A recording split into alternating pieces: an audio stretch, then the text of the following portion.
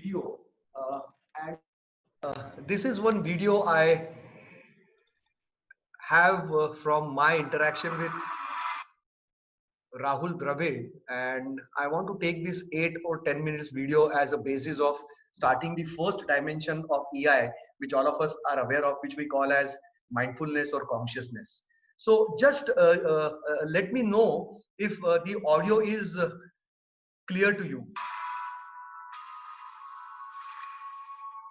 Is it clear? Can I have some voice from you all? Yes, audio is fine, perfectly fine. Thank you. And are you able to? I hope you still not. I'm not sharing my screen, so I'm going to do that now. So this is a slightly longer video, but it will set the right context for all of us. So here it goes. Oh, sorry.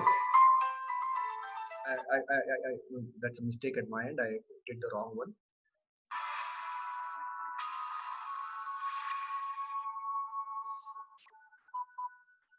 You have to probably create it. I would like to know, how do you prepare yourself for a match? Firstly, Satish, thank you so much for the kind words. It's amazing when you come to things like this, how much more you learn actually about yourself. A lot of these statistics even I don't know about myself, but when I come to these events, people say them and I go, okay. So it's great to be here and not to interact with you guys over the next couple of hours or so. How do I prepare myself for a particular game? Satish, I would sort of vary in sort of conditions where I was playing and what might be the kind of matches that I was playing. So over the years, I sort of played in 3 different formats of the game. I played Test cricket, one-day cricket, and then the T20 cricket as well. But in general, I would say my preparation, and I like to talk about Test cricket a little bit more because I believe that Test cricket, your preparation was probably needed to prepare the most for Test matches that you did for the formats of the game. Okay. Simply because the challenges, in a lot of sense, were a lot more. For example, I think one of the things about Test cricket is that there are no real hiding places in Test cricket, because if you think about one-day cricket, for example, you could bat at number 5 or 6 in the batting order, never have to play the new ball. You have to have different skills to be able to succeed. You could bat, for example, opening innings and never really need to learn how to sort of finish a match in a pure game because somebody else might do that job. In one-day cricket, and now T20 cricket, bowlers are able to bowl only a limited number of overs. So, you could play out, for example, in one-day cricket, you could play out a particular spell of, say, Glenn McGrath or Shane Warne or Muthiah Muralitharan, just to give you a few examples, and you could still score runs because okay, they can only bowl 2 or 3 overs. I can play them out and then I can cash someone later on.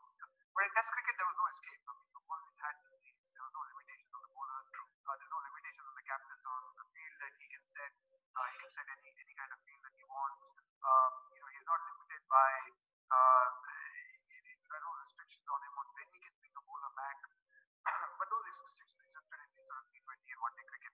So I always found that Test cricket for me was probably one of the biggest challenges. Okay, and gave me the greatest satisfaction also in terms of the successes that I had on the cricket field. Just going back to your sort of how do you prepare for that particular Test match? For me, preparation for a Test match has almost started, say, a couple of days before the game actually started. Okay, and I would sort of try and get into that kind of mindset of what is required to play that particular Test match. And for me individually, that meant I would typically start becoming a little bit more quieter. I would start becoming more reflective. More quieter than what you are. More quieter. That's actually possible.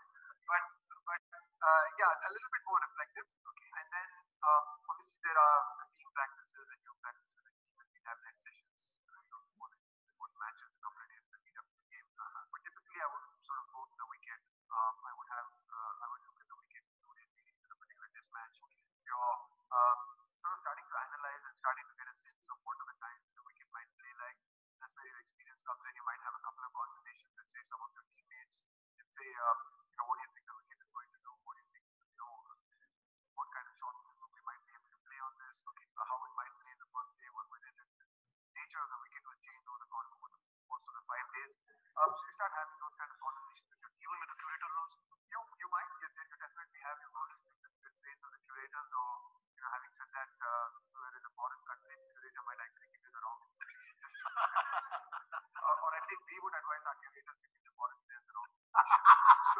that's going to be a really flat wicket in return to football. But no, so that's really that's how we sort of start thinking about it.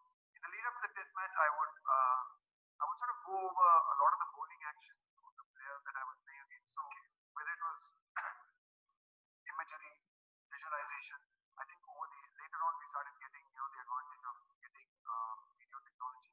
So it was a lot easier then to say if we were playing against, for example, Pakistan, you might ask the video analyst what actions of the players were playing against, so Shoaib Akhtar or Mohammad Sami, whoever they were playing against, and you see the video and you sort of see their actions, and then in the lead up to the game, maybe spending 20-25 minutes just visualizing each of their actions, just for me to just get comfortable. So one of the things that I found was the most nervous time in test cricket was when you first walked in. The first 20-25 minutes was really some of the most nervous moments. So what was psychological preparation? For me, I wanted to be comfortable about it. I wanted to be comfortable in that space. And I actually wanted to visualize, and I wanted to actually almost have experienced it before I actually went there. So you're visualizing movement. Okay, so I have just a moment. Yeah, I saw.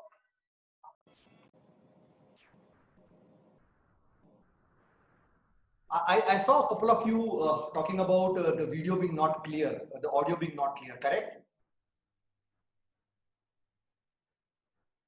Can I hear you? Yes, voice was a bit muffled, not very clear. Okay. So all right, I understand it could be some challenge at the network level, probably at some people's end. I do not know, because yesterday when I played a video in one of the webinars, it went up absolutely smooth. It was a different video also, but I would just like to bring forth the dimension of mindfulness as we talk from what Rahul was trying to say. And he was talking about test matches in particular. And because he believes that in a test match, typically the character of a player is actually, used fully. According to him, in one days or more, so in the T20s, you have hiding places. You have to bowl, you have to face a particular bowler only for some time, and then you can make the better of him in a different context. But in a test match, you have to get exposed to your vulnerable spaces most of the time, and most of the competition would like to do that. So he said his way of preparing was, he used to become reflective. And when he said reflective, he said it a little ahead in the video also, that typically he would get onto the field, go into the practices, keep in mind what kind of bowlers is he going to face. He would have those kind of practices in the nets, get a few feedback about the wicket from his team members. So foundationally, he was creating a lot of data internally to collate.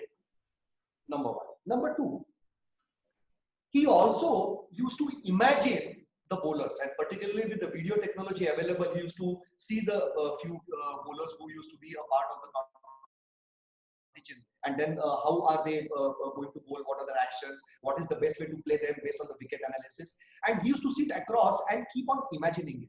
Visualization and imagery are two tools which have been used extensively by sportsmen. I mean, including Roger Federer, VVS Lakshman. Lakshman, I had a very detailed discussion on that. So he said, yes, visualization and imagery is very, very powerful for us to be able to understand how could a particular a match be played, a particular inning be built upon.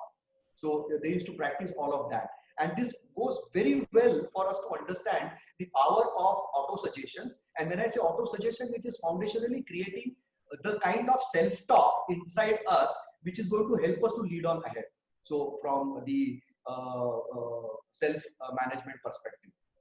So by being able to imagine all of that beforehand, he in a way was attuned to that state in the preparation stage. And that in fact went on ahead for him to build upon his career or his particular match later on.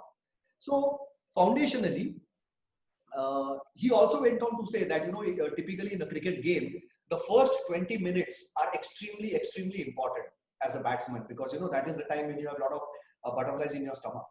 Now look at it. He said this is matured over a period of time, and how he was able to use his experience. The initial days when he felt very, very aggressive and very, very attached about the game, Probably he must have missed a few of his emotional signals. But afterwards, as he started becoming attuned to himself, he used to feel that there is a kind of a discomfort inside me. And where is that discomfort coming from? And he used to probably understand that that discomfort can be brought into the manageable stage by having better preparation.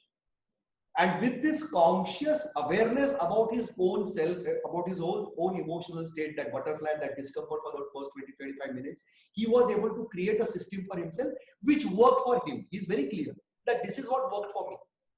For example, for me, being able to cut off from the game, I used to read a book, but somebody else used to listen to music. So Rahul also went on to say that reflection time for him in the game used to be the evening 7 to 7:30 time. Rest of the time, anything that he had about the game bothering him, he used to say, no, this is something I want to discuss between 7 to 7:30. So the switching on and switching off mechanism, he said, was very, very important for me to develop as a part of the test match contingent, because in test matches, staying on the field for a day, 2, 3, 4 days and being there completely available till the last day is very, very important. So even he said that during the time he used to play a ball, and then the ball used to go to a fielder. From the fielder, it used to get passed to another one and reach the bowler, and then the bowler used to take us, run up back. The in-between time was the switch off time for him, because they said that if we keep on having, and this is what Lakshman told me, that if we keep on having an involved approach in the game, right through the nuances of, right through all the time when the ball is being thrown, it can lead to heavy fatigue. So in between, they used to go talk to each other, let the mind wander anywhere, sing a song if required. They used to probably crack a joke, look around, then come back. And Rahul said, what I did was, when I used to take a stance, what I used to do was, I used to take 2 deep breaths. Now, taking a deep breath became my signal to start focusing my energy back into the game.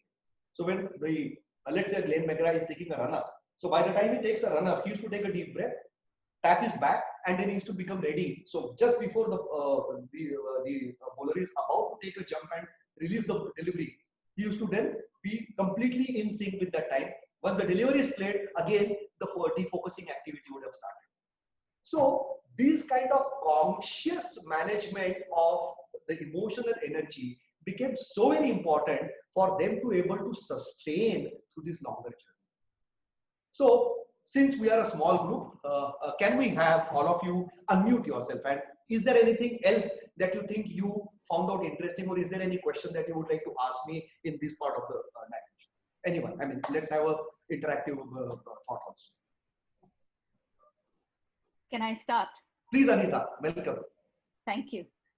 Basically, it's really nice to hear about sports people also going within and working on mindfulness and using that to better their game.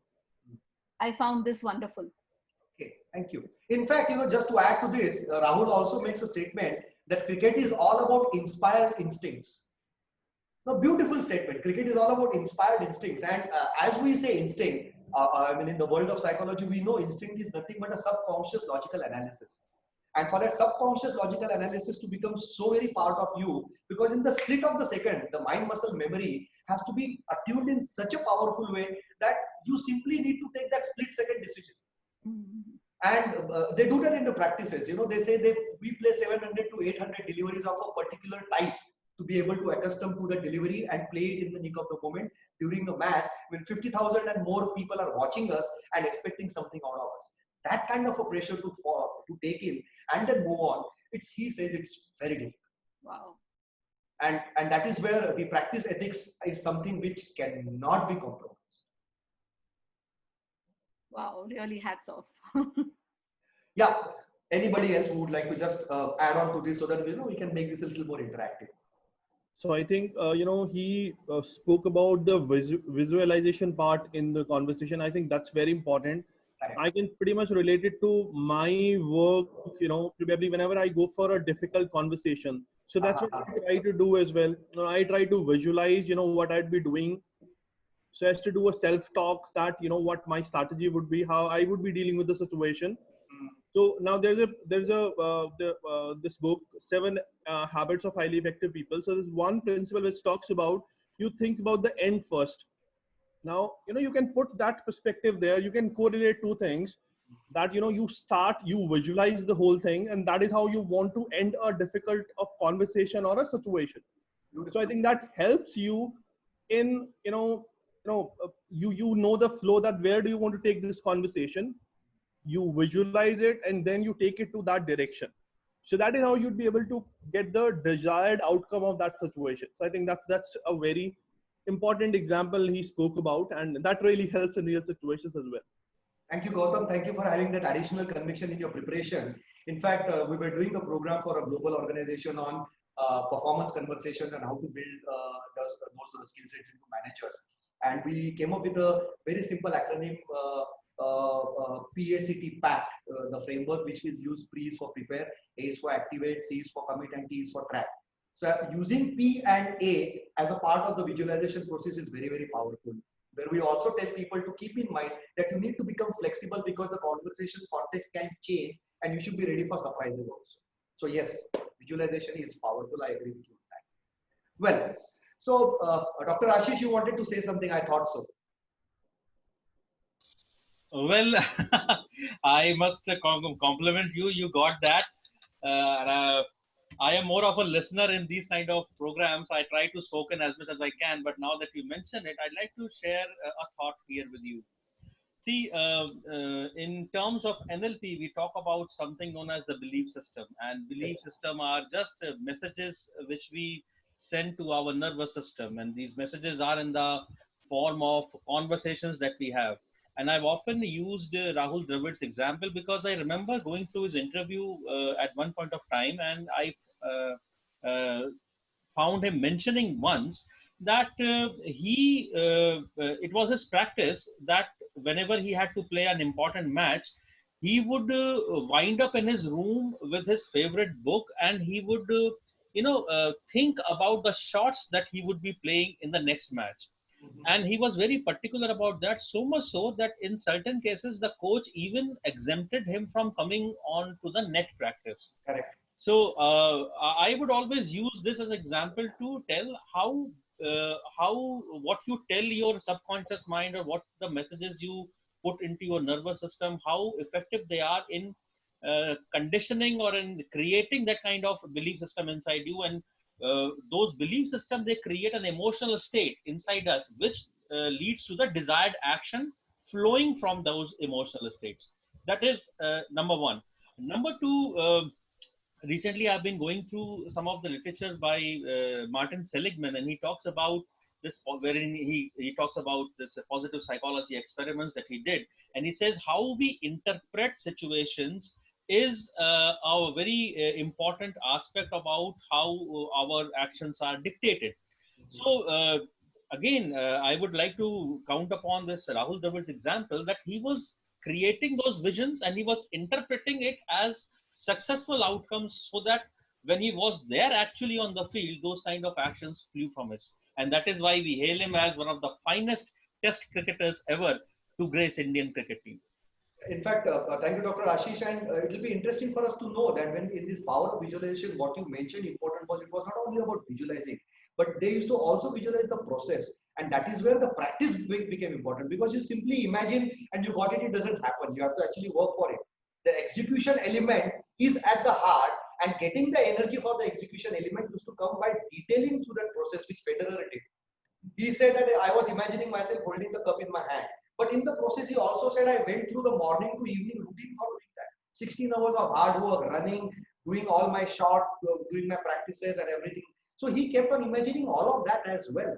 In fact, that used to become a fatigue point, which happened with VVS Lakshman in one of the matches. You know, Lakshman was he didn't play well in the first couple of matches in West Indies in 2004-5. I think it was 4-5, yeah. So what happened was he was quite anxious in terms of trying to deliver his best, and he used to play one down at that time.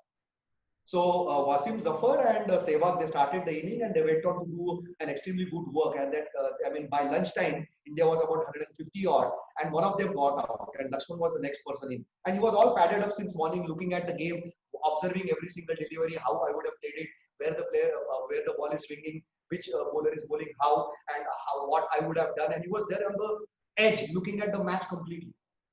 So he went on to play. It was 2 hours before lunch, and he went on to play.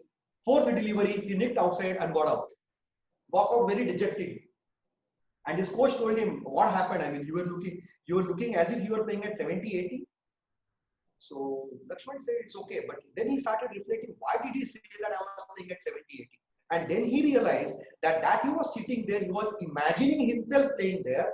That entire imaginary thing had an impact on his physiology.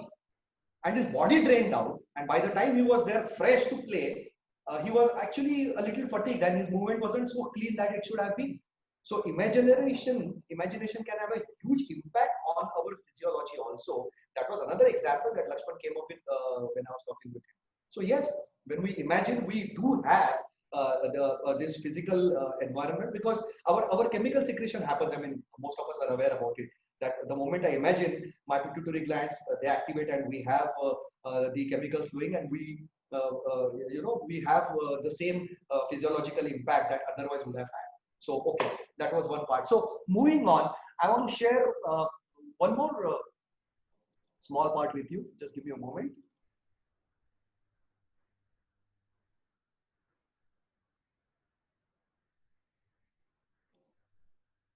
So yes,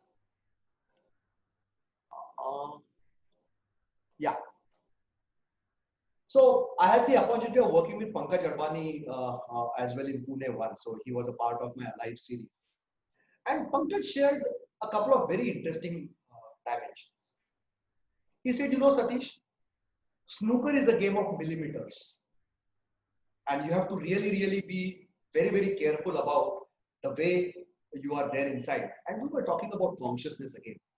And he said, this particular position that you see him hitting a ball, the typical position we see in films also, where an actor would do a snooker act by laying on the table. This is one of the most looked after act in terms of playing snooker or billiards, if some of you might have played.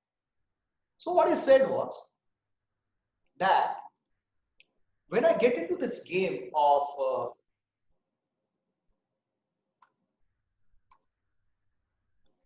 when I get into the room, the air conditioning temperature has an impact on the movement of the ball.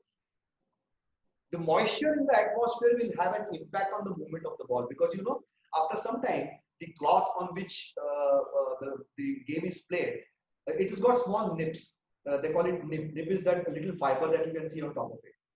So those resistances change with the temperature as the ball becomes a little more, as the game becomes a little more active. The cloth becomes a little hot, and then the movement of the ball changes. So they have to keep in mind those changes also. They have to keep in mind the temperature, the humidity impact on the table. And when they chalk the cue, which part to be chalked, which part not to be chalked is also something that we learn. I mean, when I used to go and play snooker or pool table with my friends, the movement of the chalk used to just be a style. It used to be a style for me to just go and do it. But actually, I didn't know what impact it was creating on that. So, and the best thing I loved about Pankaj was he said, the kind of synchrony we have with our body is so high that when we take that pose, we can actually feel the thread coming out of the interlock in our trouser on our body hair. And that is the element of synchrony we have between our mind and our muscle. And wherever a thread is a little uncomfortable for me when I take a cue, let's say for example, Pankaj has got slightly more hair on his body than other people. So he can feel it. So he said, I have to again change myself. I have to ensure that I am seated in the right, where it doesn't bother me. And then I take the stance into it. Now, a question that we need to ask ourselves here is that if that is the kind of signals our body or our senses can give us, what can we do to improve our sensory signal capability handling? How can we take up more cues from, how can we tune ourselves to those signals? And if I'm able to do it, then probably, for example, at the moment I'm using these gestures with you. In world of communication, we are taught that we should be able to use our body language in a particular way, use gestures, posture in such a way. So am I using my posture to create an impact, or there is something inside me which is making me do my gesture automatically? What is coming first and what is following later on? Can I have that kind of a clarity in the back of my mind?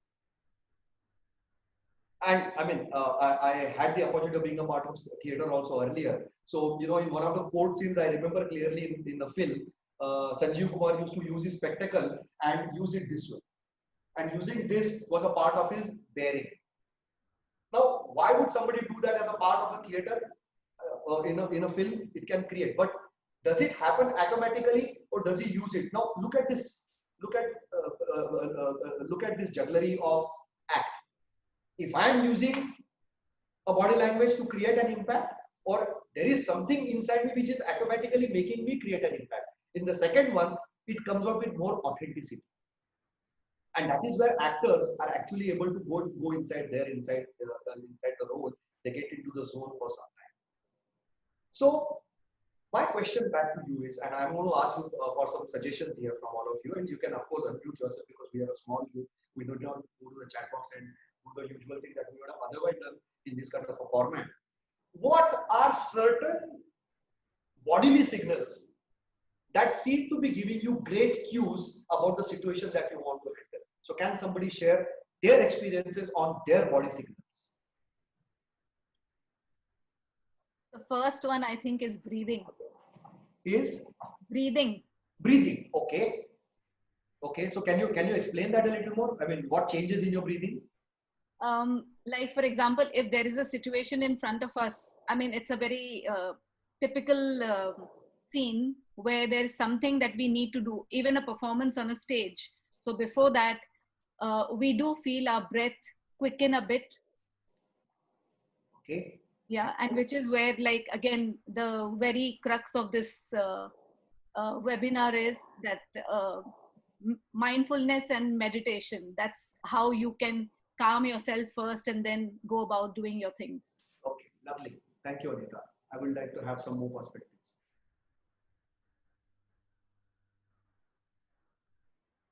I have that as though my insides are, sinking and they are tied into a knot. And I have this feeling each time I go for a session, each time.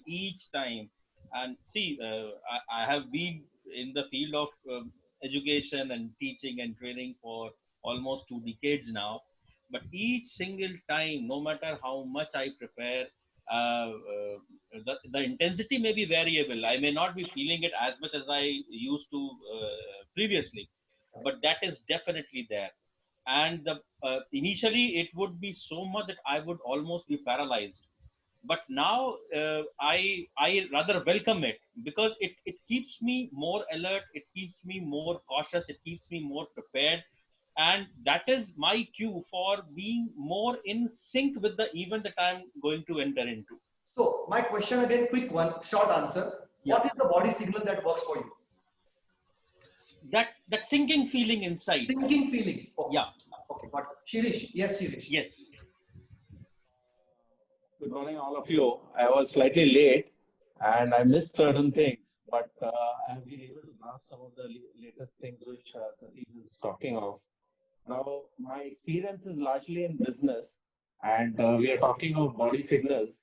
So, attributing it to a bit of sports and the kind of sports that I've played, I just can tell about the phase of negotiation in which when I seize an advantage, I think I lean forward and I have to go for the kill. That is the greatest signal that I get that I'm having an upper hand in any negotiation, and that's how I have to be quick on the opportunity. I'm just slightly out of the sports context though, but I just had this small observation. Yesterday, my daughter was watching this movie, Johnny LLB, the first one. And you have that scenario where Boman Irani has given a bail to that rich man's son. And then he's inside the room with the grandfather, the father. And then whatever amount was, let us say the amount was X, but he was paid half of X. The check came to him. And then his grandfather says to increase the amount, but it is still lesser than what it was. And then Boman Irani has already made a mental note that they're not paying, they're not standing to what they said, that I've completed this case faster and that they've got the benefit, but now they're taking it for granted. And then Boman Irani goes to the grandfather, who is a big guy, who is a big industrialist. and he's there to shake his hand with him.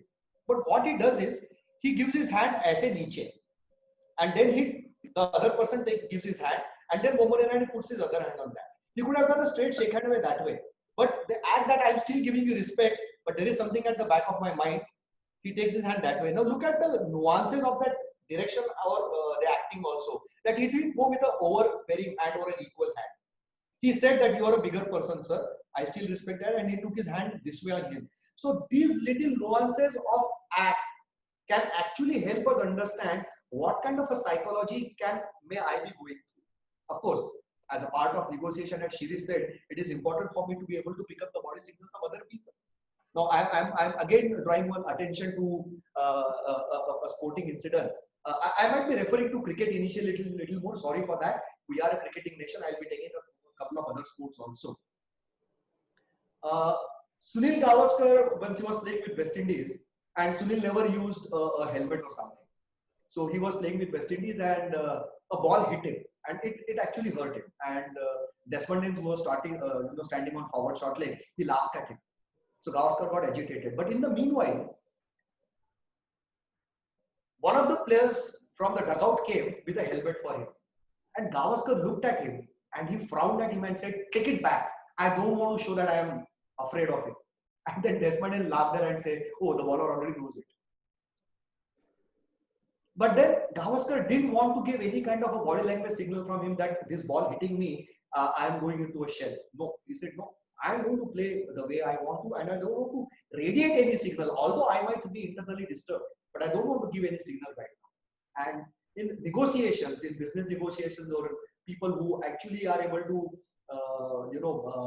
understand body language and human psychology, they wait for picking up those cues and signals during negotiations. And I'm sure, as Gautam mentioned some time back about talking to people on difficult conversations, he must be very clearly trying to look forward. He does not release any signal which can take the conversation against him, and he should be keeping in mind what kind of signals I'm reading from other people. So this mindfulness about reading my own signals is, at the moment, I'm focusing more on self. So that is so very important, and I found that these little things that Pankaj mentioned about the thread touching his body, I thought that was superb. I mean, how can a person go to that extent of self-connectedness so that he can feel so little things inside himself? And as somebody mentioned about meditation technique, when you start feeling your breathing on your nose or your lips, that is the time you become one with your consciousness, and then you start feeling little things inside your body, the little tingling feelings here in the finger. I think it is an experience everybody has to take on himself, which I always say, melody how to judge. Yes, Akshay, please. Akshay, please. Yeah, I just had a question. So can we say that there are certain body signals that are intentional and that are done consciously as compared to those that are unconscious? So for example, a sinking feeling, it's not something that, it is something that I'm creating, but it's more coming from within. As opposed to, for example, if I'm playing badminton, a big thing is posturing, right? When you're receiving a serve, for example, your hands at the ready. Yeah. So I was just wondering, I mean, that happens based of you reading someone else's body signal to show them that you're in a position of readiness, as opposed to a feeling where, let's say, it's a sinking feeling or heart fluttering or butterflies in the stomach. So if you could just... So I will give my two takes on this. Partially, we are taught to take, I mean, there is a tactical side to it. Like, for example, when I take this stance in badminton, I'm actually ready for taking the short service, or I can quickly go back also. So basically, I'm trying to do both these things together. So it's a technical stance also. Number one. So part of the stance is more to do with the technique than trying to show. Number one. Number two, there are ways in which you are supposed to be showing a few things also. So nowadays, for example, if somebody hits a 4, both the players will come together, give a hit to each other, they will talk to each other and go back. Now, if you look at the retro matches, they are coming currently on 4 and 3 on Tata Sky. In those days, after somebody hit a 4, Srikanth, let us say, hit a 4, Gavaskar would not walk down to him, or Ravi Shastri would not walk down to him and go and give him a high five and things like that. All of this has evolved over a period of time. You see the way in which players are asked to huddle together. Huddle was never there earlier. Why did this change? Because they wanted to bring in that spirit of teams more so. So at times, by creating a certain action, you bring in a certain emotional energy also, although you might not want to do it. You can see those differences. If you're an observant, you will see, yesterday there was an IPL match being shown, and one player made an extremely good run out. And in that process, everybody came and gave her. So Chahar took a hat-trick against Bangladesh. And everybody came from different areas to congratulate him, meet him. And you had a Shikhar Dhawan who met him, but his body language was very meek.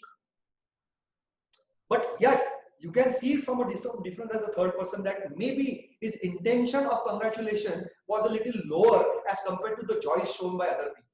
So even there you can see a degree, but the collective energy goes, and that's why these people are taught nowadays to create certain ways of gestures to each other. Everybody does that. Why would a Bangladeshi do like this on the field? Or why would the West Indian dance? It's a part of their teaching actually. So to answer your question, by creating certain body languages, you are creating certain energies also. But of course, by doing it continuously without any intent, after some time, it will not be as effective. So after some time, unless and until you do not feel it, you can recognize that he's not giving his energy there.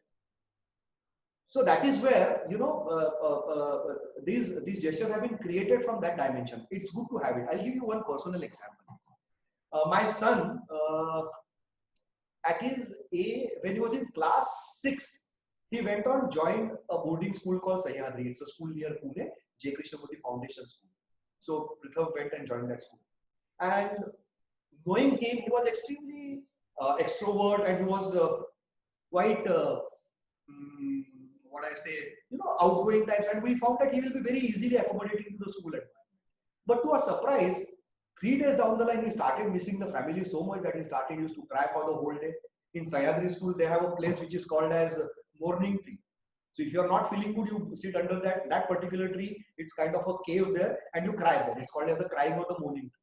So he used to sit there for hours. And then his principal called up and said, Mr. Mandora, I think there's some extra support required from you. I'm not going to call you immediately because we know children take some time to settle down. But in the meanwhile, I wrote him a letter. And in that letter, I gave him 3 or 4 actions. One of the actions was that the moment you feel that you are feeling unhappy, clap 10 times, jump 10 times, and whistle 10 times. And do this for some days, and let's see what happens. And trust me, this actually worked. He was able to break that cycle for some time, and he was able to do it for some time. But had it been, he would have did this over a period of a month or so, then the intensity would have definitely died. So by changing the action for some time, you can create, we call, हम लोग उसको कहते हैं उधारी का हम लोग जोश ला सकते हैं अपने आप. But that उधारी का जोश is okay for sometimes on those critical moments. When we do it now, come on, let's do it, boss. We have to hit it. We are in a bad match. We know we're going to lose it, but we say, boss, I want to do it. And you bring that extra energy, and it works for you sometimes. So yes, by creating a kind of a body language, it could be created. But I again repeat, as Ashish, you rightly mentioned, you call it reframing in NLP. I absolutely agree. The only dimension is internally, you are fooling your mechanism. So it's a pseudo system that will be with you for some time. So it can be used as a tool, but it cannot be a way of living. Ultimately, you are creating a pseudo body language, which internally you're not in sync with the feeling for some time. And that is where certain experts with whom, I had a very close colleague from UK with whom I worked over a period of time. And he was an extremely powerful coach and trainer. And he said that NLP is a good tool to have along with trainers, but that cannot be a way of doing things, because there is a lot of pseudo feelings that have been created in NLP which will not sustain over a period of time. So this body language funda, I think the signals that we can take from our sensory images can be very, very powerful methodologies for us to know what can happen. And what Rahul mentioned or what Pankaj mentioned, I think that Pankaj's lesson was one of the best lessons I ever learned in terms of reading your body for yourself. All right. So let me move on to one more thing. So there is, sorry, somebody wanted to say something? Yes. So can we assume that the signals we spoke about? So this can be a mix of intrinsic signals, the way we have been taught things, and the way we gradually evolve. So till the time we find what actually fuels us, or probably our own signal. So can it be a mix of the intrinsic signals which we learn over a time, and then and then we gradually evolve?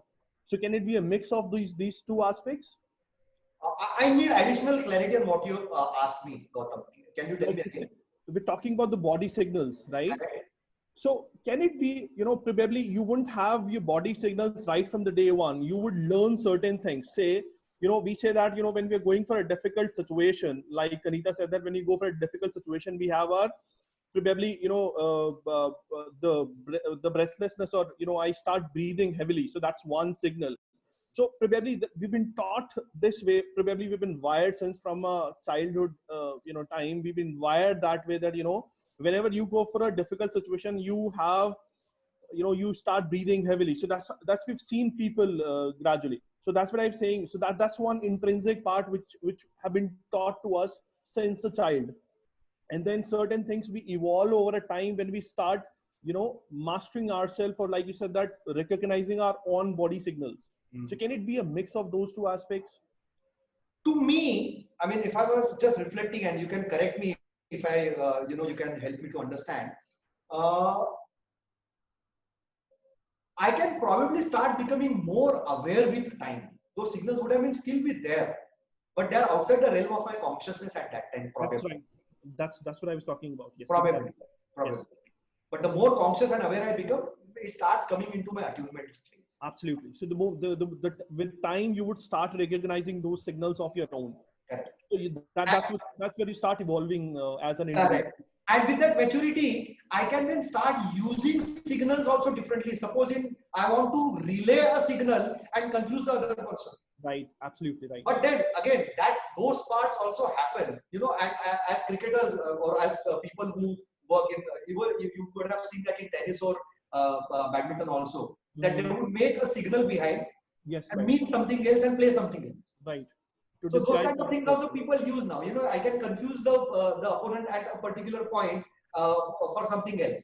Right. Just passing by, give a message which is different, and come up with a surprise the next day in a different way. Right.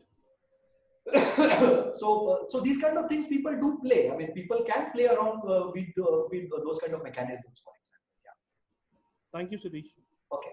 So moving on, okay. In the meanwhile, Sandeep, Srividya, Nitya, in case there is something that you would like to bring up, please join us, because I'm seeing that the communication is happening slightly between 3 or 4 of us only. So we would really love your contributions as well. So I want to bring one more thought. There is a classical coping mechanism that all of us live with, and that is called as denial.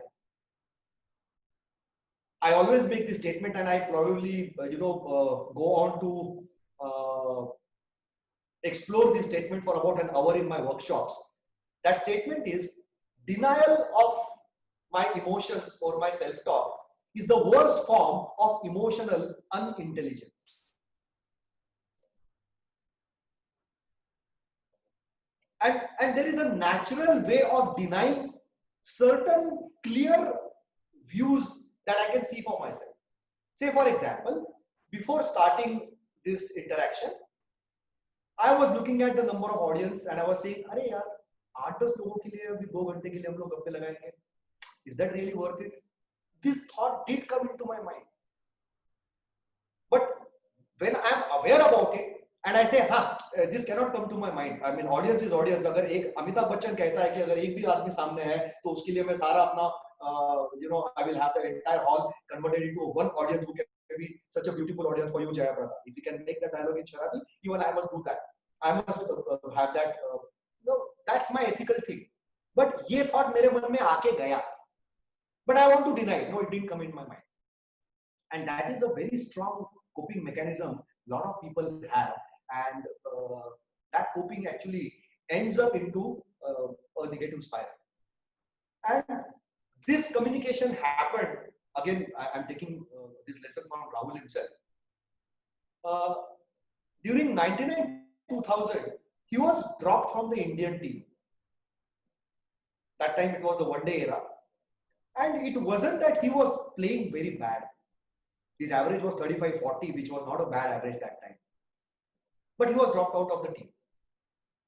So I asked Rahul, what was your immediate reaction? He said, I felt really bad about it, Satish, because technically I was playing good. There are a couple of people who were playing, not playing as good as I was doing. But then I was dropped. And the people close to me, they said, oh, this is politics. You're from Karnataka. That is why you have been dropped. And everything, those kind of communications started happening. So I further asked him, what did you feel about those conversations that was given to you, those thoughts that were given to you by your close friends? He said, I actually liked it, Satish. Because in these times, when somebody is trying to back up you and support you, they were trying to sympathize with him. He felt good, and all of us love sympathy, he said. And I really felt good that people were standing by me, and I felt that I was being dropped for the wrong reasons. However, he said, next day I went to my coach. And my coach told me a few things about my game. And then he told me that, Rahul, if not today, 6 months down the line, you will surely be axed. Being able to convert singles faster, rotate the strike, speed up the game when required. These were a few things that were required in a one-day game. And he said, your game doesn't have it and your game will be exposed over a period of time. And for the next 6 months, they started working on that. And in 99, they had an opportunity with England, where they needed a wicketkeeper batsman. And then Rahul was asked to come in. And after that, Rahul went on to make 7,000 or 8,000 runs more in his cricketing career. Now, there was an initial denial that came, which is natural for all of us. But being able to objectively look at ourselves, accept that this thought inside me is not the best of the thoughts for me to carry.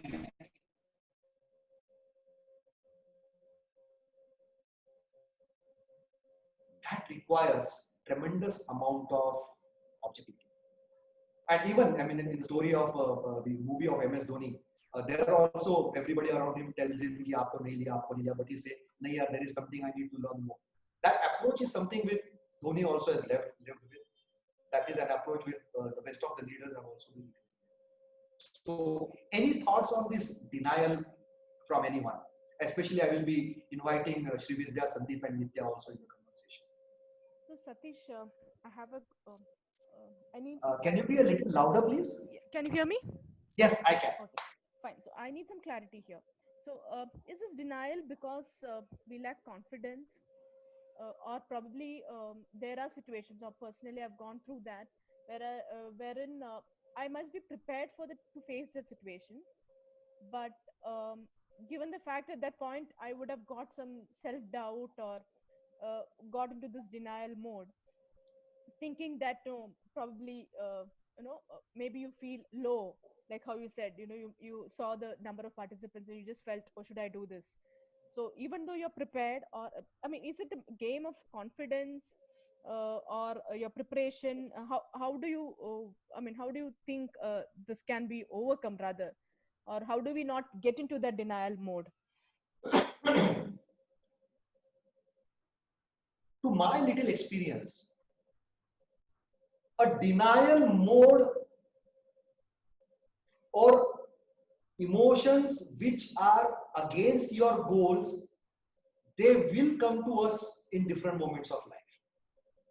Confidence, self-belief, expectation, whatever you say is all that is secondary or later on. But knowing that that feeling has come inside me, that gives me the bandwidth of what do I need to change now, so that saying that this is a feeling which is not taking me towards my emotional goal. For example, in simple words, first and foremost, let us try and say what is the definition of emotional intelligence. The definition of emotional intelligence, based on a lot of people who have said, if I were to give in one sentence, it is understanding my own emotions, the impact those emotions have on me and others, understanding the emotions of others, and using this for a goal-directed behavior.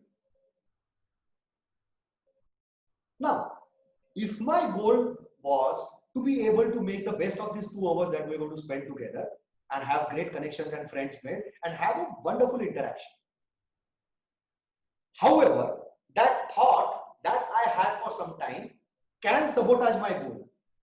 I know the impact it is having on me is it is making me feel a little low on morale. It is making me feel a little low on energy. And I'm asking this, अभी मैं कुछ चीजें इसमें से cut कर दूं क्या? कुछ चीजें नहीं की तो चलेगा क्या? Is it okay if I skip a few things if, because the audience is small? These kind of thoughts, acknowledging those thoughts is the first step to say, boss, these thoughts are there in my mind. Then you will have that other rational part of yours who will say, so what, Satish? Can you still not have the best foot forward so that you can have the best of the interaction you could have thought? A smaller number can give you more opportunity to interact with people and gain in experience and learn from them. And then when I have all this clarification done, then I come back with that extra energy which I was missing for some time and start delivering. So first and foremost, as you write, Srividya, the thought is to be able to acknowledge that the thoughts are there in my mind. Fortunately for most of us, you have the internal radar of your rationality which will say you, is this going to take you towards your goals or not? And then rest of it will become a manifestation of that. And that is where an elegant change can happen rather than a forced change. Was that useful? Yes, yeah, I think you just took me through the process step by step of how we can, how it gets into mind and how actually we can come out of it. Correct. Yeah, and denial is a very natural mechanism of coping up with emotional setbacks. It's very natural. Okay. Most of the people will get into denial faster. You see any kind of a emotional setback and denial, and denial will ultimately help you to put the onus on somebody else. Kya yaar, IIBP and Akshay did not work well. They had so many less number of people coming up. So what is my mistake? And I will want to keep myself safe. Which is what a natural way, and that is where the locus of control becomes external so easily that you feel internally that, oh, nothing was wrong with me. I had to do my best. I was all prepared. They were not prepared. How can I do? That's the kind of support mechanism I create for myself then. And then I have a pseudo layer 1, 2, 3, 4 on me. And I get into a different zone on. And Rahul said that, yeah, I mean, initially, even I liked it, that I was being denied a place. I liked it, that people said it was not your fault, it was somebody else's fault, the board had politics, you were coming from a different region. And all of those things I took very nicely. But then it was my coach who actually showed me the mirror. And that is where I came to know, boss, no, I think there is something extra that I need to do. Yes. Okay? Yes. Akshay, want to ask something? Yes, sir. I was just, I was wondering, denial as a coping mechanism and what you're talking about, the fundamental attribution error that occurs as a result of that denial. Is it possible that in the short term, the denial might actually be beneficial? So for example, badminton ka 3-set ka match, 21 points. Let's say I lose the first game really badly, like 21-5. Correct. I go in thinking, I don't even want to think about it, which is acknowledging what is going on. Does that give you, and in a lot of cases, it gives you the strength and energy that's required for the next 2 games. And you might come out as a victor in that particular game. But in the long run, that moment of denial, and perhaps something that might stick with you for a long time, it might hurt you more in the long run. Is that a possibility, or is that not classified as denial? I would probably put it this way, that in fact, the denial, you decided to go against the denial and just say, what is it that I can do right now to work in the second and third game? So whether I acknowledge I played bad or whether I acknowledge that the other person played good, irrespective of that, I'm thinking, let me focus on what I can do best in this given 2 games now. Right. So in a way, subconsciously, you have already accepted that I didn't play good or the other person played good. And you are not actually into denial per se, which is what gave you the focus of working on the other 2 games. Understood. Make sense? Yeah. So I think denial is always, an opportunity to improve, It's just that you need to, like you said, you need to accept it. However, acceptance requires, it's an emotional drain. Right. And naturally, we do not want to drain. Our Yes, brain exactly. will want to pick up a pattern where its energy is not being used. Yes, right. So again, like, you know, we need to develop that habit of accepting it instead of running away from that denial. I think that that's important. That is where it gives you an opportunity to improve on to. And from that is where proactivity starts building up. Then. Yes, exactly. So, you know, you keep on building, you know, you would, then it would become a habit gradually over the time. You would not, you don't have to do it consciously. You will start doing it unconsciously as it becomes a habit of yours. That's why they say that after awareness, acceptance of that awareness is the first thing that you need to do. Otherwise, awareness by itself is useless. Yes, absolutely agree. Right. So let's move on to one more part, which I thought I must talk about. And as an important part of EI, all of us have heard about this so many times. And I want to correlate this to this particular incidents that happened in 2006 with Zidane. All of you are aware about the 2006 incidents, but somebody who might not be aware, it was the match between Italy and France. So I think it was the final, and Zidane's presence on the field was very important. He was the person who could have taken the match to the sides of his team. However, he ended up hitting his head. Headbutting is what was called at that time. And that headbutting resulted into Zidane being giving the red card. Let me just stop my slide share. I might just be able to have that video I'm looking forward for. Just give me a moment.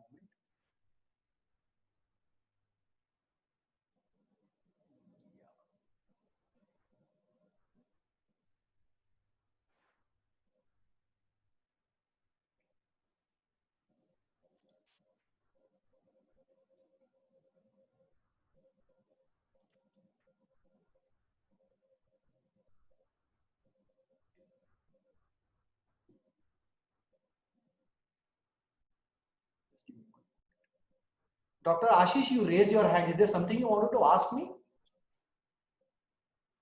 No. No questions. That was earlier when I was not able to hear you properly. Okay. So I'm going to play this video. Maybe you might, there's nothing for you to listen to it, but hope you can see it.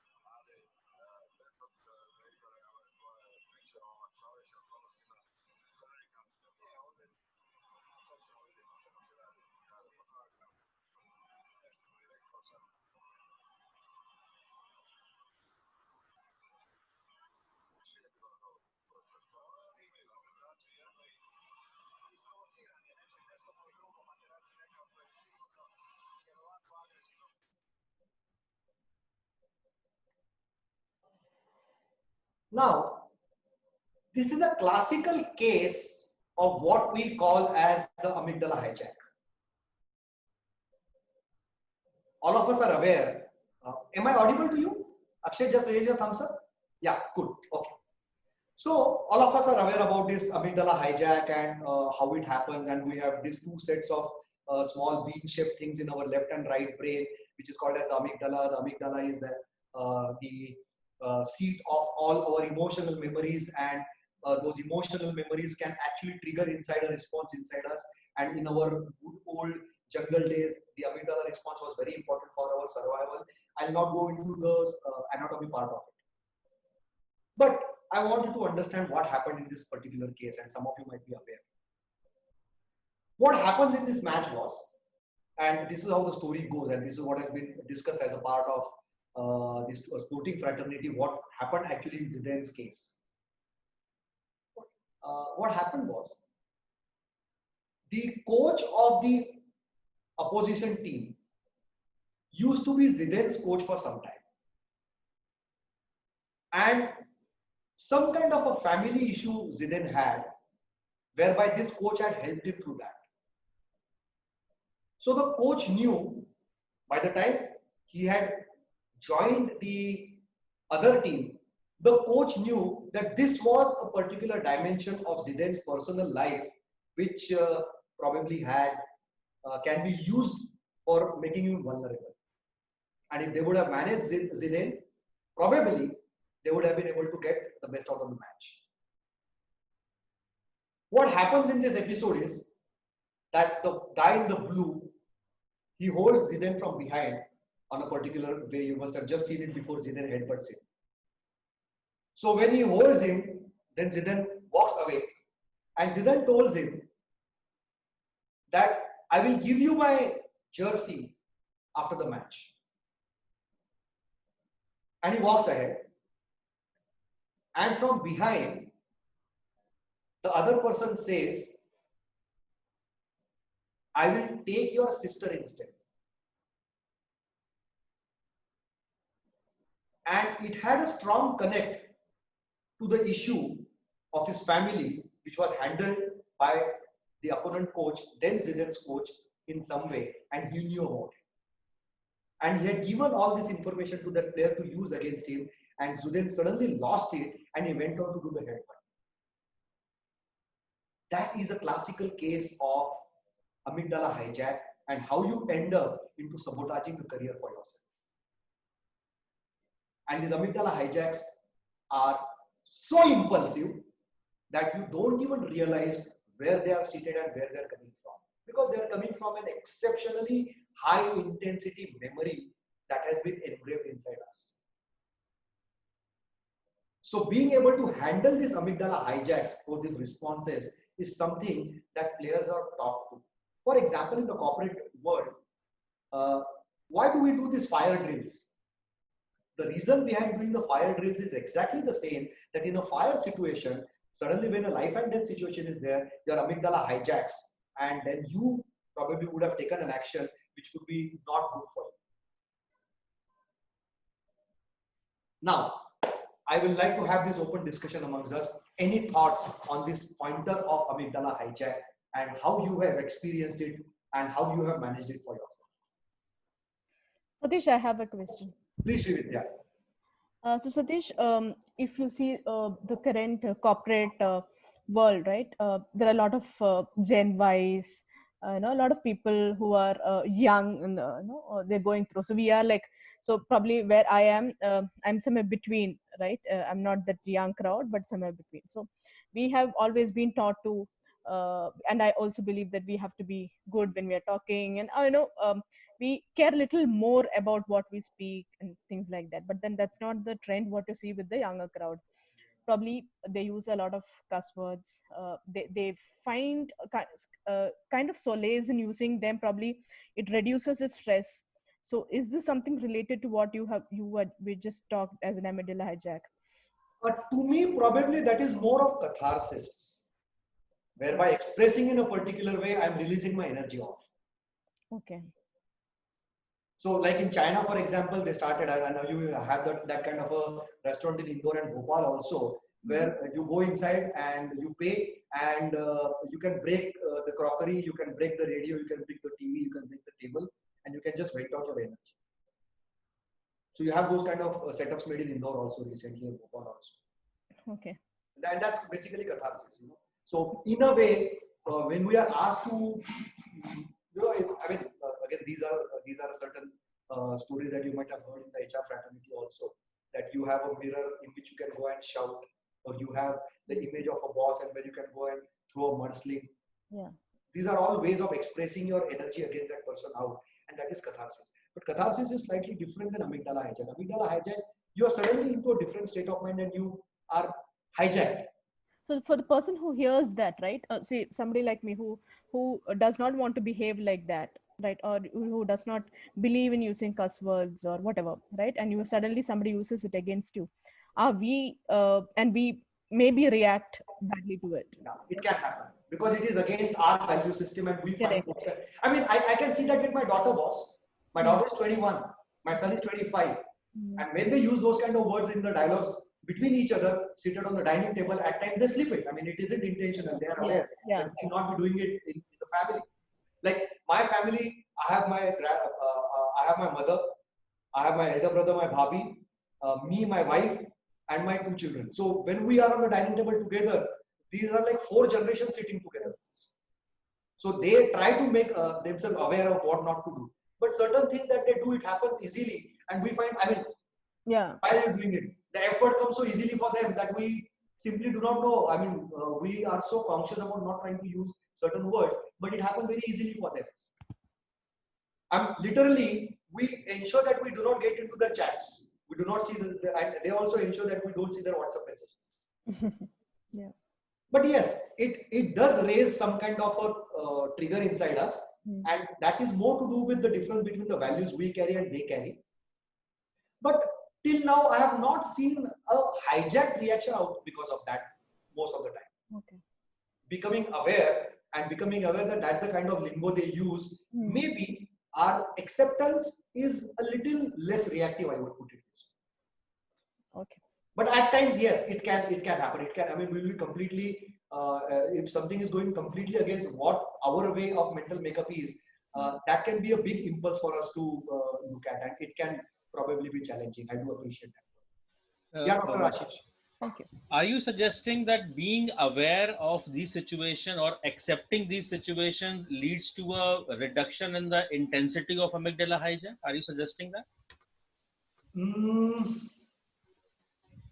Probably, I would put it this way, that if I would have, like, I've been taking cue from the safety drills, the fire drills, that I'm going through the process a couple of times, I might be able to manage the same situation next time with a little more intensity and work on it.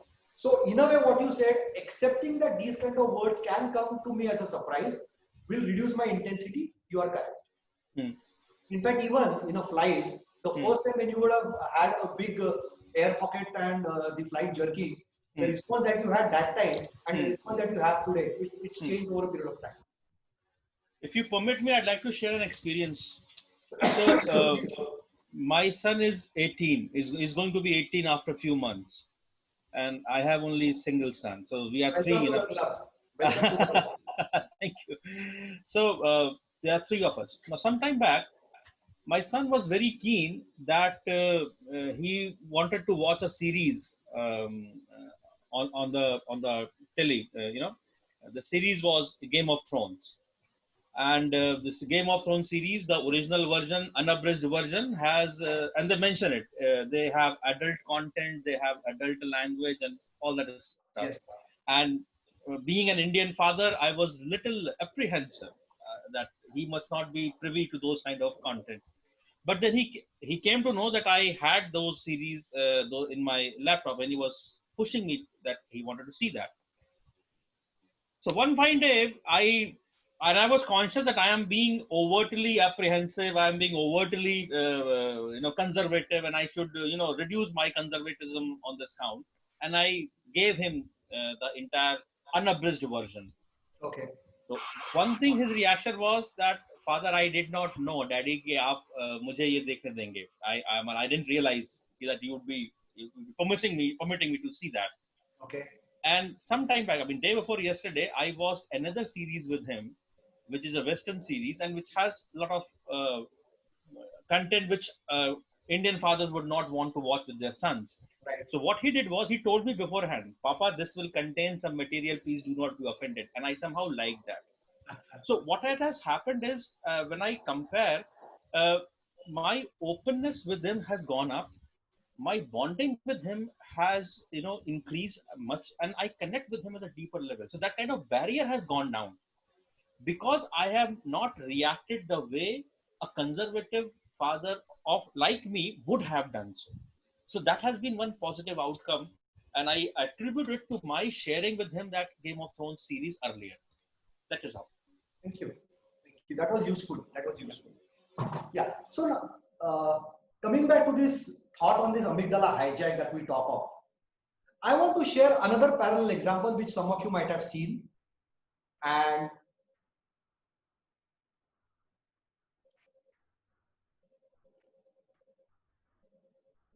how many of you remember what went on between MS Dhoni and Manish Tiwari in one of the matches? And people, of course, this video probably would not be available easily now, and I'm not going to share the video as also, but it's just a part of the audio. MSD and Manish Tiwari were building the Indian innings, and trust me, this was my first time that I had seen MSD in that kind of a tone. India had built up a good inning. It was a T20. They had done an excellent job, and it was the last over. And suddenly you hear extremely harsh language from MSD towards Manish Tiwari, because Manish Tiwari was looking elsewhere. He wasn't paying attention to MSD, and probably MSD thought that the last over should be used in such a way, and being a natural finisher, he wanted to ensure that they make maximum runs in the last over also, so that they take India to a further better position. They were already at 190, 200 odd in a T20. And MSD used all the possible words he could have for Manish Tiwari.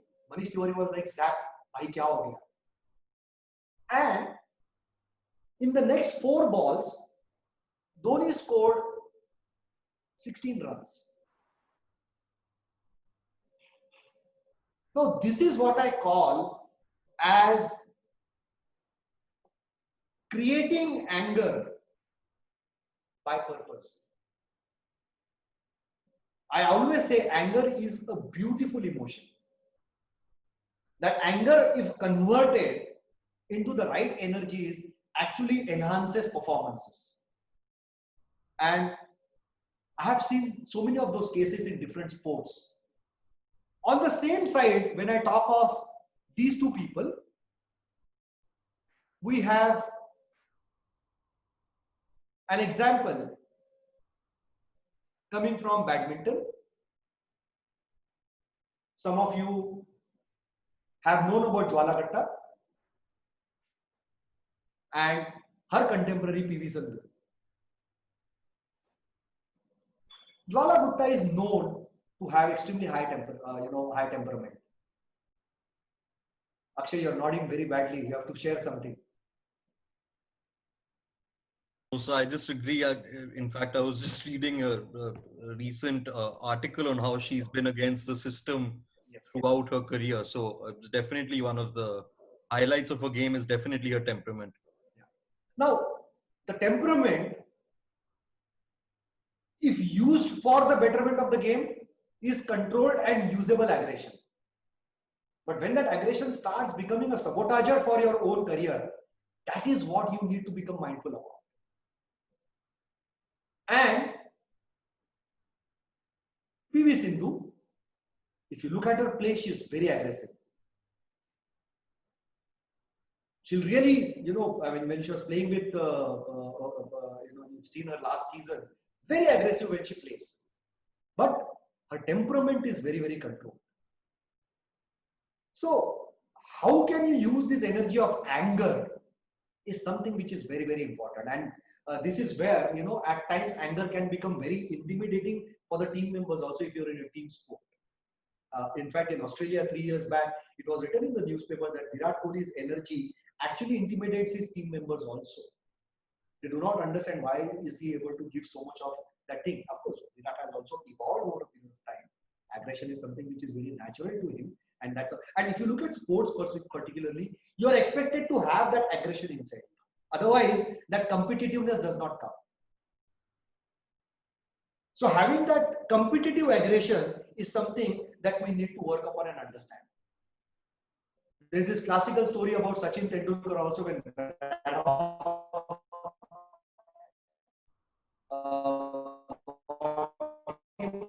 out for the first time.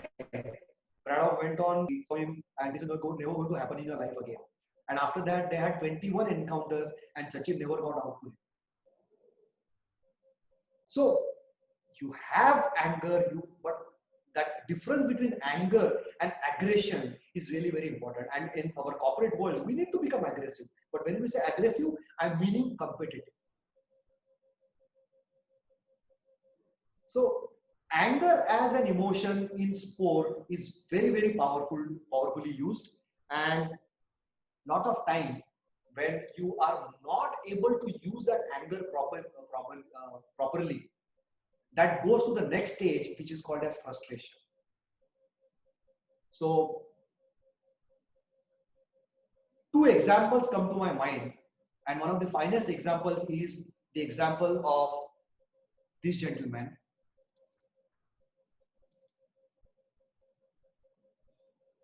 Yeah, so another example of aggression some of you might be aware of was the thing that happened between Bajji and Simmons, and that monkey dance all of us are aware about, and that is something that Bajji has to take with a pinch of salt even today. And he had that same aggression with his own team member Ambati Rayudu during the IPL where Rayudu did his best to stop the ball on the boundary, but it went for a 4, and Bajji looked at him in a very derogatory way, and they actually got into a spat face to face on the field. Two team members from the same side. Now, this person, this is a story that some of you are aware of, but Vinod Kambli was one gentleman who had probably better game in terms of the natural gift than probably Sachin, and both of them were entrants on the same side. But what happened with Kambli during the India-West Indies match, where Courtney Walsh did not let him play a match properly. He was bouncing him, and he was feeling absolutely helpless in front of him. And he really could not play the match and could not bat in front of him. And after that particular series, Kambli was out of the cricketing simply. He never came back. He never bounced back. Because frustration naturally leads to helplessness. And once you are into that helpless mode, you can get into a completely different frame of mind where you can go out of business very fast. And probably with Vinod Kambli, his mental makeup, trying to convert his frustration back into aggression and using it again, did happen so well. And that's why after that particular match in Wankhede Stadium, after that he never came back into the cricketing world at all. And during that same period, we are also aware about this incidence of Sachin in Pakistan, where India was at a low 48 for 4. Sachin was a 16-year-old boy that time. And most of you might have heard this story about him, that Pakistan that time had probably the best of the bowlers. Waqar Yunus, Wasim Akram, those were the bowlers that Pakistan had, and Indian players were not able to play. You had all the masters. Sidhu was standing at one end at the non-striker end. He was there just barely surviving. You had last the opening of Srikanth and Gavaskar and probably one more player, and Sachin comes in at the age of 16. And actually Imran Khan still says कि they were worried कि अब ये बच्चे की क्या हालत होगी, अब ये बच्चे को जब बॉल आएगी क्या होगा, और ये bowlers लोग को बच्चे को लेने के लिए बैठे हैं. Abdul Qadir was also there, and the first few bouncers, they went in such a way that Sachin could not even know where the ball came from and where the ball went. And Sidhu was saying at the other end, ये बच्चा तो गया, इसका कोई फायदा नहीं है. And nobody would have blamed it because all the 4 wickets that were down were the best of the batsmen. And suddenly a bouncer comes, hits him inside, and he's bleeding profusely. He's bleeding through his nose, blood all on the pitch. Sidhu runs to him, and he is moaning badly because he's hurt very badly. 16-year-old boy. And Sidhu then looks forward towards the pavilion, expecting that he's going to go retired hurt and look for the next one to come in. And suddenly a weak voice comes, "Main khelega."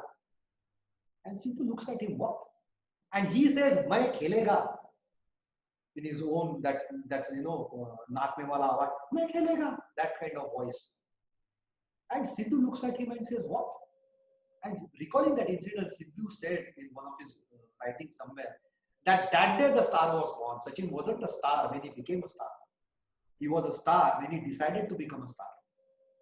And after that, Sachin went on to make 58 runs on that wicket against those bowlers. India came into a respectable position. But it was this incident where he converted his frustration into competitive advantage again. And these are incidences that actually, takes us back and brings us into that space which we call as a fighting spirit that we call of.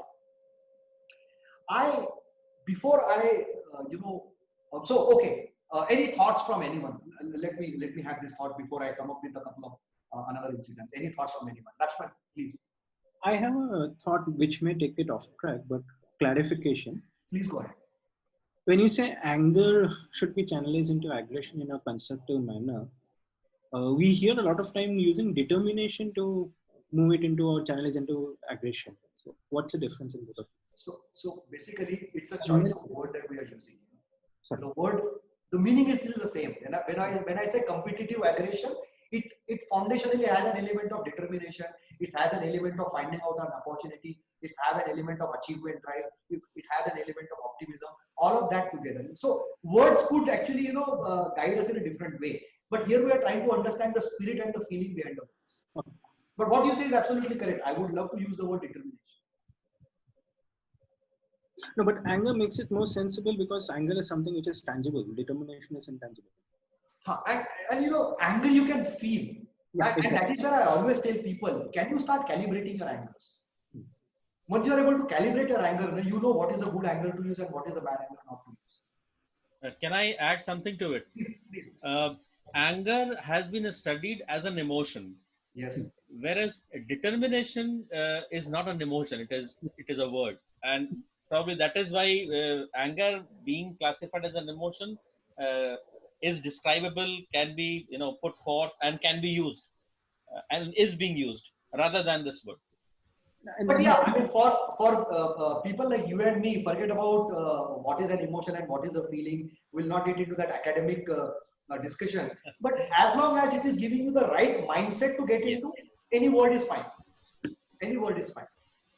Any word is fine. I mean, I would want to have that dimension of determination coming very powerfully. But yes, it is, you are going out of that anger phase and pulling yourself into that dimension, which is more important.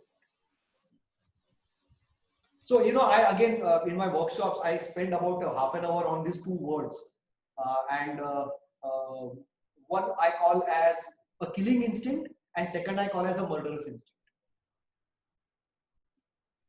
In the corporate world, all of us are told to be having a killing instinct, but when it becomes murderous, are we aware about it? And what is the psychology of murderous instinct is something which can be realized very, very beautifully if you're in attunement.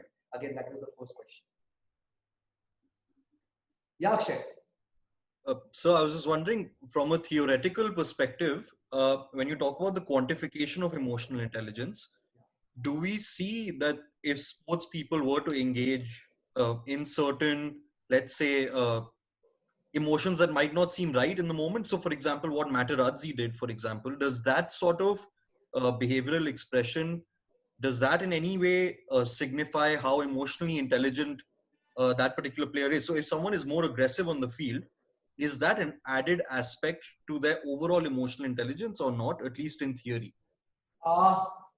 See, aggression, which is, let me use this word, loosely used. Aggression which is loosely used will definitely show an impulsive behavior. While aggression which is used by purpose will definitely have an emotionally intelligent connotation. However, people who generally are more level-headed and read emotionally intelligent, you will not see them showing aggression by virtue of aggression, what we can see externally as. Now, Gary Kirsten, he said that Rahul Dravid was the most aggressive player in the Indian team. It doesn't befit his persona, what we imagine. Yeah. But he is trying to look into his eyes, he is trying to look into his determination, he is trying to look into his, that I want to contribute, bring forth the best I have, becoming competitive. That is aggression. So if I was to again answer in a generalistic way,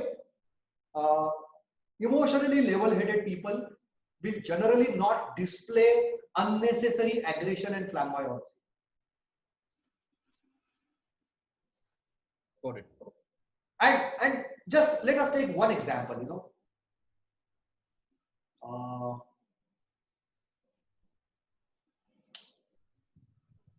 MS Dhoni, when he was leading the Indian team, the the World Cup T20 team, when we won it for the first time, that Dhoni and the Dhoni today, generally you see a pattern around him.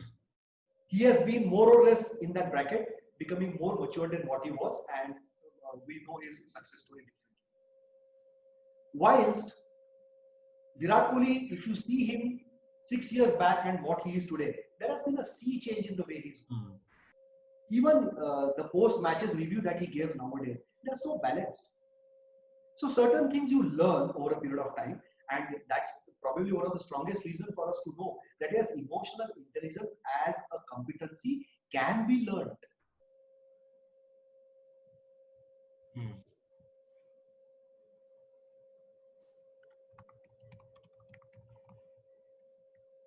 Yeah, Shirish, please. Satish, we know of Vinod Kambli and Sachin Tendulkar. My question on Vinod Kambli, that he failed for the bouncer portion of the bowling. He failed as a cricketer in terms of emotional intelligence or on technique, because he had to just solve one problem or one flaw of his, that is trying to play a good bouncer. Why his emotions got crippled so much that he decided to bid farewell to the game? So after that, he never worked on himself and he never came alive, you know, and that is what his resilience is all about. Resilience is such an important component of EI. Bouncing back, resilience is something that he was miserable at. He was not able to pick up his boots again. So it was certainly a component of his low EI. And so, you know, in our layman's world, we talk of that as an attitude. Now, attitude is too overly used word. If you look at it, it is the ability to bounce back. That is the resilience of this. And he didn't have that. Partially, it has to do with his work ethics also. Let's not get into the dissection of his entire career. But if you look at a particular incident, we can know very clearly that he didn't have the fighting back spirit that was required at that time. Technique is something that can be mastered, and that's why we say IQ is something which all of us can live with. EQ is something that we need to keep on enhancing ourselves. Okay.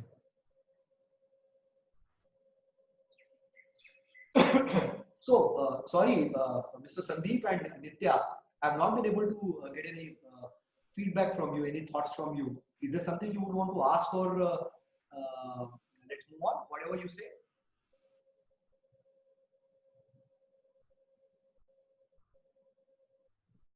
Okay. So, there is another important element in resilience, and I also say that optimism is something which is very, very powerfully required. I am going to share with you one video of Pankaj Advani, and I want you to, okay, before that, one more story. Yeah, why go to Pankaj first? Let me have the story about Michael Phelps. Those of you who have followed Michael Phelps, Michael actually goes on to say that he swims like a fish in water, but outside water, he is a very, very clumsy person. He is so clumsy that he actually slips around. His balancing is not there. He will hit into the door, and he generally is not very stable when he's walking on the floor or on the grounds. Just before the London Olympics, in the winters, as he was walking down his driveway, Michael Phelps slipped and fell down. And he had a broken hand. It was practically impossible for him to get back into the swimming pool and do his swimming practice for the next 3 months. And those 3 months were very, very crucial, looking at the practicing sessions he had preparing for the London Olympics. What Phelps did was, he knew that this fracture is something that cannot cure for the next few months and I have to live with it. What he did was, I just want you to look at this part again. If you look at what he is doing in the right corner, you can see he inside the pool and he is practicing his leg work. His hand cannot move, so he decided to keep on working on his legs, and he kept on moving his legs in water and practicing more his leg work for a period of time. And when he had those 8 gold medals coming his way, experts say that the 7th match that he won with a photo finish was only because of his extremely powerful leg work. At a competitive level, that degree of difference makes a huge impact on the outcome. And it is that little extra that people need to be working upon constantly to make them better in what they are. And that is at the heart of excellence personification. This also shows his character of focusing on what needs to be done even in a situation like this, which is an important element of personal resilience. So I hope this story also brings in the dimension of EI of personal resilience very strongly. Akshay, can you connect to this particular story? Absolutely, but I do see a point of distinction, and I'll explain what my story was as a sports person. It's a different thing, I believe, when there's an injury that happens while you're playing the particular sport, as compared to when it happens out of that context. Correct. So the context setting is key. So for me, I was hit by a hockey stick during a hockey match, and I lost my upper jawbone and my front 6 teeth, which for me was absolutely devastating as a young kid in grade 12. Sure. And what I realized was that 1 year later, when I went back onto the pitch with a hockey stick, the emotion of fear was, I felt like I wasn't in control of myself. I was flinching every time someone had the ball, every time someone was taking a hit, I was flinching. And it was so scary that it affected my other sports as well. So I moved to basketball thinking that hockey is too dangerous. But in basketball, the same thing was happening. Every time the ball came near my face, I was like, oh shit, what's going to happen next? I think, the fear was mostly because it happened on the pitch. And that's why I felt that the battle and the resilience that was required was a notch higher, which I wasn't able to do and wasn't able to get myself to do. And that's how sort of I see the distinction between on ground versus off. Correct. So just a question for you out of interest, and if it is absolutely fine, you can decide not to answer it. It's absolutely personal for you. So at that time, did you have the opportunity of getting in touch with any sports psychologists who could have helped you with this? No, not a sports psychologist, but I sought counseling a few years later because I felt like that experience had really rattled me from the inside, but not specifically a sports psychologist. Okay. All right. That was just an academic question. Anji. But yes, I can understand, the trauma that we feel of any kind of an incident that has happened with us, it can actually have a strong impact. And those things can actually, pull us back. And that is absolutely true. I mean, I can completely empathize with this once again for the simple reason my son is about 25 right now. And for the last almost 9 months, he has been working on a short film and a couple of things related to that. And every single step he's doing, there is a setback. Every step he's doing, there is a setback. Every step he's going at, there is a setback. So they seem to be getting the thing in place, and suddenly something goes wrong. So much so that they recently raised 28 lakh rupees on a platform for getting that crowdfunding done. That entire crowdfunding happened, and then afterwards they came to know that there were a couple of things that were not as per the policy of those crowdfunding platforms, and the entire money went back to the donors. Oh. So it was like 28 lakhs ready for you for your film here, and it's gone back again. And they spent 2 months on that, and constantly one after the other. Then they came out of that. They started, the people who had contributed them, they said, "Prithu, we are still with you. We still would like to go ahead and do it for you." They started working on that. Lockdown comes. So something or the, and that is where, you know, people, one defeat after another, that can actually take you back. And that is exactly the reason where support from a counselor or support from somebody can become so useful for us in those kind of moments. Absolutely. I'm just trying to correlate it to this, and yeah, personal resilience requires a very different kind of a setup in moments of failures. And just drawing on to what you said, if I may, I was just thinking about the concept of a bad beat in a sport, whether it's poker, there's a bad beat, which is when, you know, you have the topmost hand, but you just lose out because of the last card. For example, yesterday I was watching Mark Selby, who overtook Ronnie O'Sullivan, even though there was just a 1 point difference, and he had to pot all balls, and he did successfully. And I was wondering what sort of an emotional reaction would a bad beat sort of elicit in the player who's on the receiving end. And that sort of connects into resilience very well, because how do you get back up and play the next frame after just having scored 56 and losing? So since you mentioned about that exactly is the video which I want you to show. This is a video between Higgins and Pankaj Advani.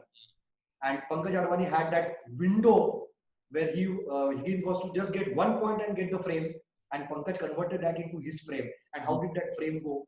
Just have a look at that.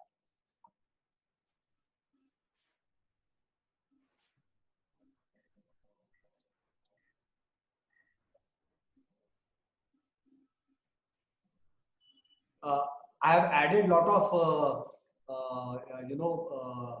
lines to the video also, so that you can know how the frame is progressing and what needs to be done.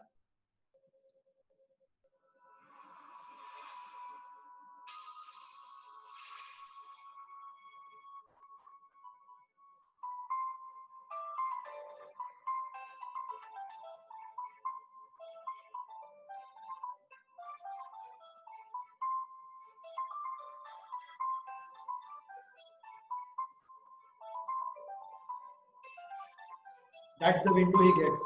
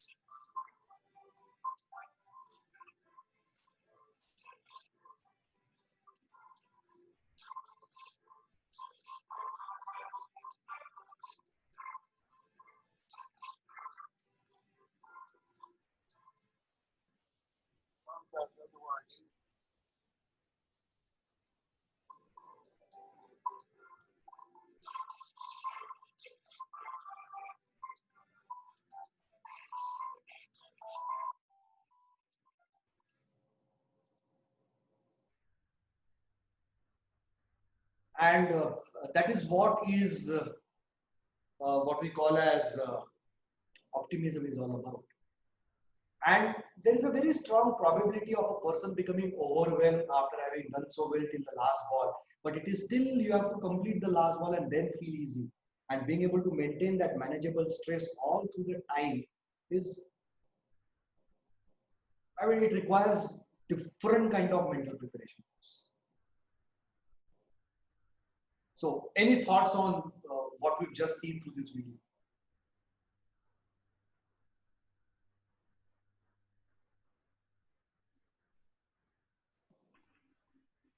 What do you think, or from your prior experience, what would the reaction of someone like Higgins have been in such a situation?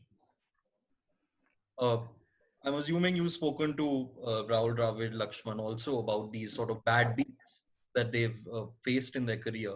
So what is the typical reaction that you expect from the other side? The side that receives the, the negative outcome of things? Well, I mean, this is what people have been taught to live with a sporting spirit as. I mean, these people have also been on the receiving end, and those people have also been on the receiving end. And they do realize that in the game of sport, ultimately one person will win, others will not win. So that is something that the professionals live with. But if there is somebody who's got emotionally attached to the end and he feels devastated after it, yeah, I mean, people do, and they have got all the right to feel. Say, for example, when we won the World Cup, Sri Lankans were weeping. So weeping is not a sign of weakness. Or in football, you see some people end up committing suicide also, the fans. So that's an extremely carried away feeling that some people have. At the other end, when the team that loses, I mean, it's a final match, boss. They've been working over it for the last so many years. And in the final, out of that entire team of 32 people or 27, 24 people, teams, whatever, one team is going to win and the other team is going to lose. Just imagine the kind of mood frame they would be going through. And some people who are not able to handle them, they go to the playing scenario again. And the other people, and that is where they require to go back. Rajasthan Royals, when they were alleged for those match fixing and stuff, the team went through such a bad dip. But then they had created a system whereby over the next 1 month or so, what are the media they should not be connected to, what are the things they should be connected to, what is it that they should focus on, what is it that they should come out of it. And by creating the strategizing, they ensured that they went from that frame of mind to a manageable frame of mind. It wasn't an easy frame of mind to live. You will have those negatives, but I always say the negatives need to be manageable negatives. I mean, the book that I want to finish writing is Positivity is a Myth. Because most of the time in the real world, we are not in the positive frame of mind. We have a ticking bomb, something or other managing us, something or other thing. Being that positive, it really doesn't work. But manageable negativity is the key.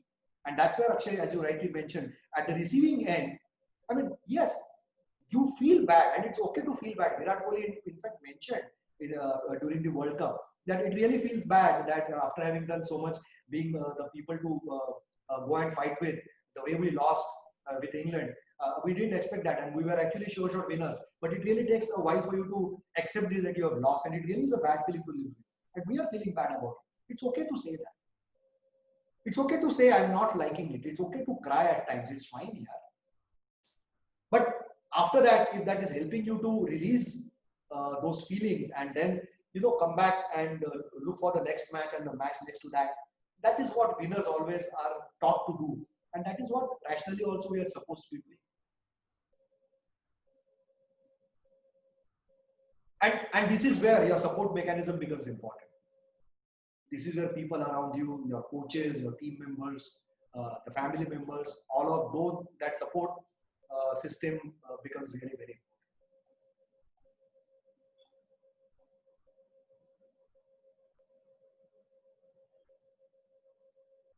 So any questions, any thoughts anybody has?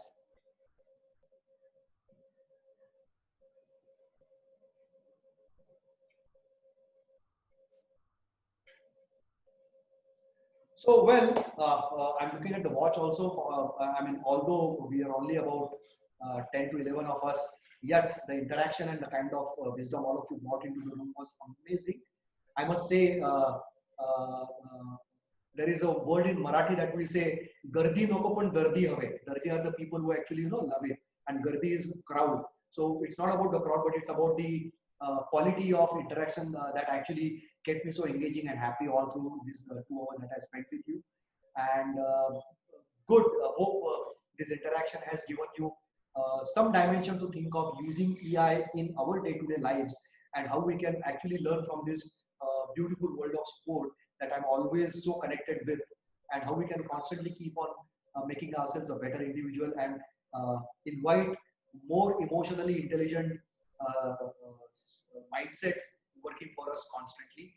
So anybody has got any kind of parting remark or anything that you feel is worthy of being expressed on this forum, I keep it open to all of you. So, well, I think like you spoke of resilience. So I have been playing cricket, from since my school days. So not playing now since I started working, but I've played till zonal level. And what I feel is that being onto ground, you have that kind of energy, you have that kind of a resilience that even if you're down in a match, you get up, you get prepared for next match. I think that's very important, and that is what I've carried to my professional arena as well. And Beautiful. the other part to it is like you spoke about the aggression. you know Again, aggression, like you've said that into a loosely said word and into a very well defined word. So probably somebody who's been into onto the field playing, say, of sports like cricket, what I used to play. So kind of aggression as a fast bowler I used to have on the cricket ground, and versus what I carry into a corporate world. So very different aspects of one single word. You can clearly see a difference of how you carry an aggression of being a fast bowler on the field versus what you carry into the corporate field. So you can correlate two things very closely. You see how a single word has got a very different meaning, when the aspects changes, when the frame of reference changes, basically. So I think yes, that's very nice. And what I loved was that all of us carry these lessons from sport back into a real life, and that actually holds on to make our character. And that is the beauty of sport. Absolutely, It makes us as a person. Right. It was a good session, wonderful session. I'm tempted to ask if we could extend this in a subsequent second part as well, wherein we could, what you mentioned, maybe say using these to map to business world. Using this too? A correlation between EI in sports and the business world specifically. Business world. Okay. Because what happens is when we look at the business world, a lot of this gets wrapped under strategy and plan. It does not brings out the essence of emotional intelligence of individuals and of people. Generally, on this topic of EI, I do a different kind of an approach. Most of the organizations that I work with, including Mahindra's and those have been my own organization, Persistent, Barclays, Standard Chartered, and other people. I generally have a program curated in such a way now that we do first 2 days on managing self. Then we have a 3 months of follow-up process. Because whatever we've learned today is good at an information level, but converting that into actionables require a process. And we have curated a very beautifully 3 months of follow-up process. In that 3 months of period, we expect people to be coming to a minimum threshold of self-awareness and self-management. And unless self-awareness and self-management do not happen, people management cannot happen. Because the bridge between self and others is empathy. And empathy to happen has to have a background of self-management and self-awareness. By this 3 months of time, when people have reached a threshold and when they start smelling empathy, that becomes the time we again meet for 2 days and work on managing others, which is more application of the first phase, learning a few things of managing others in terms of frameworks and actually doing them on cases, role plays and real plays into the classroom. And then again support with the 3 months of follow. That's how we actually work with most of the managerial workshop that I conduct. Like Gujarat Gas has been one of my old clients. We did almost 79 managers training with them last year.